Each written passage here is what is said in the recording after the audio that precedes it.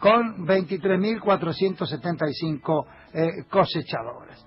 Bueno, a ver, yo les dije que íbamos a hablar de economía y para eso tenemos a nuestro experto, nuestro analista económico, Pablo Olivares. Hoy Pablo Olivares va a abordar el tema de la deuda, esta deuda con la que asumirá Alberto Fernández el 10 de diciembre, la deuda heredada, que no es poca, son más de 15.000 millones de pesos que hay que garpar en los primeros 6 meses del año que viene.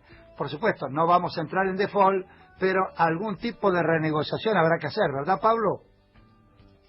La deuda argentina ha vuelto a ser alta en términos relativos y al mismo tiempo una composición también alta de la misma en moneda extranjera. Esto hace que se configure una de las problemáticas que históricamente han sido en términos internacionales de mucha tensión. Cuando un país tiene una deuda que prácticamente va a igualar su propio Producto Bruto y al mismo tiempo gran parte de esa deuda o la mayoritaria parte de esa deuda es en moneda extranjera, y en países donde no tienen monedas duras, y al mismo tiempo tienen estructuras económicas que a veces van reñidos con la disponibilidad de moneda extranjera. El caso argentino ha demostrado a lo largo de hace muchas décadas que cuando el país empieza a crecer, empieza a generar estrangulamiento externo, es decir, escasean las divisas porque su crecimiento demanda divisas que el sector que las provee, como el sector agropecuario, llega a un punto donde no puede proveer más que un determinado valor, donde al mismo tiempo empieza a escasear esa divisa y casualmente se presenta una paradoja que el país crece y a medida que el país crece empieza a escasear la divisa que es lo que necesita para pagar sus deudas. Muy bien, Pablo. Y ahora dígame, estimado, seguimos hablando de la deuda y la renegociación que tendrá que encarar el equipo económico de Alberto Fernández, que no sabemos si va a estar compuesto o encabezado por Culfas, por Nielsen. Ahí leí anoche un Twitter donde no sería ni Culfa ni Nielsen, sería un hombre de la política. Bueno, pero en fin, sea quien fuere la renegociación que hay que encarar.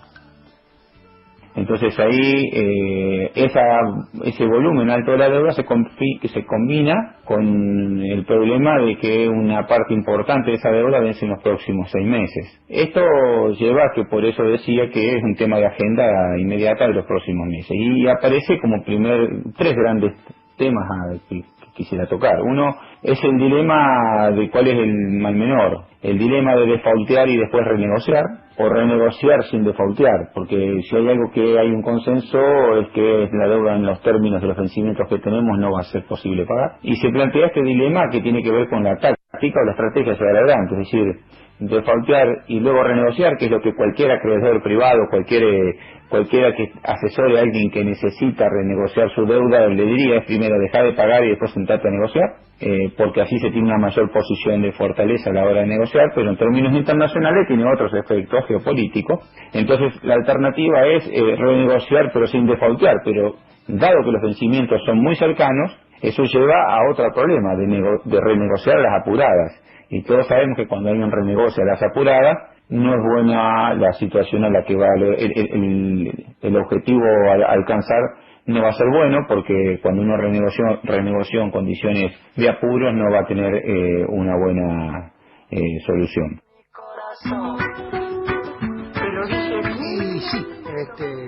Pero tampoco hay que tomarse todo el tiempo, porque los acreedores van a querer ver nuestra voluntad de pago o qué tipo de renegociación queremos encararle, ¿no? Y por ejemplo, Pablo, ahora, una cosa la deuda con el Fondo Monetario Internacional, con países, pero puede estar la deuda con los privados.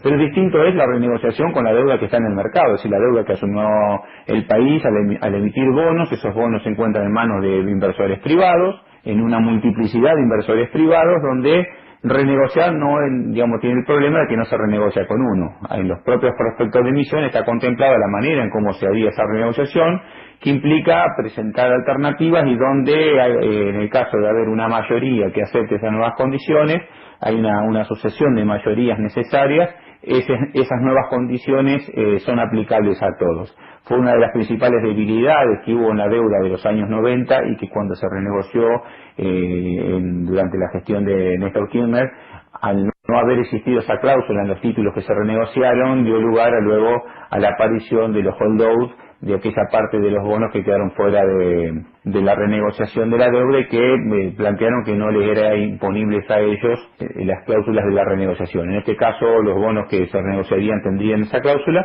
pero no es fácil renegociar con acreedores privados. No, los muchachos imponen sus condiciones.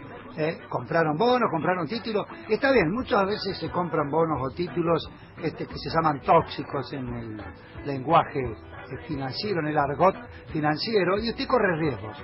Sobre todo si pagan intereses altos, si pagan servicios altos, y porque hay un viejo dicho en el campo: cuando la limona es grande, hasta el santo desconfía. Entonces, si el interés es alto, tenga en cuenta que por allí puede llegar a tener algún contratiempo. Y ya que estamos con temas financieros, el superávit fiscal primario alcanzó los 8.527 millones de pesos, según el Ministerio de Hacienda.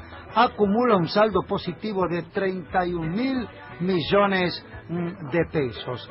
Y ya que estamos con Pablo Olivares, ¿no?, el tema de la deuda y el Tesoro de los Estados Unidos.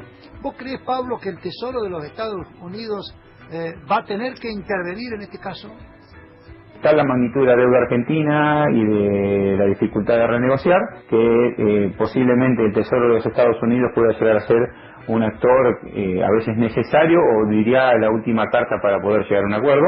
Y también aquí el Tesoro de Estados Unidos es como que con el Fondo Monetario tiene algo pendiente, porque fue el Fondo Monetario el que prácticamente forzó al Fondo Monetario Internacional a prestar a la Argentina, porque el staff técnico del fondo no aconsejaba hacerlo. Entonces ese es otro punto que yo quisiera poner en agenda, hasta dónde es posible alcanzar una solución, una renegociación de la deuda argentina sin que aparezca en el medio el Tesoro de Estados Unidos. Bueno, vamos a terminar de escuchar a Pablo Olivares, nuestro analista económico. El tema es Guillermo Nielsen y esta meneada candidatura al Ministerio de Economía. Y donde estamos viendo que entra y sale como posible integrante de gabinete de Alberto Fernández, y uno conjetura que aquí está jugando el rol de representante o de interlocutor con los mercados financieros internacionales. Entonces creo que al presidente electo se le presenta una disyuntiva. Cada vez que Nielsen aparenta ser confirmado o estaría cerca de ser casi confirmado en un posible gabinete, se le empieza a marcar la agenda económica con la lógica de los mercados de capitales, y por el contrario, cuando aparecen las versiones de un alejamiento, de que no estaría Guillermo Nielsen integrando un gabinete, los mercados se ponen un poco más alterados. Creo que esto está avanzando a poner a Alberto Fernández en un dilema, donde Guillermo Nielsen aquí se transforma en un agente fronterizo, donde lleva el dilema de saber si Guillermo Nielsen es un embajador de Alberto Fernández ante los mercados, o se trataría de un embajador de los mercados ante Alberto Fernández. Creo que ese es otro tema a seguir en las próximas semanas.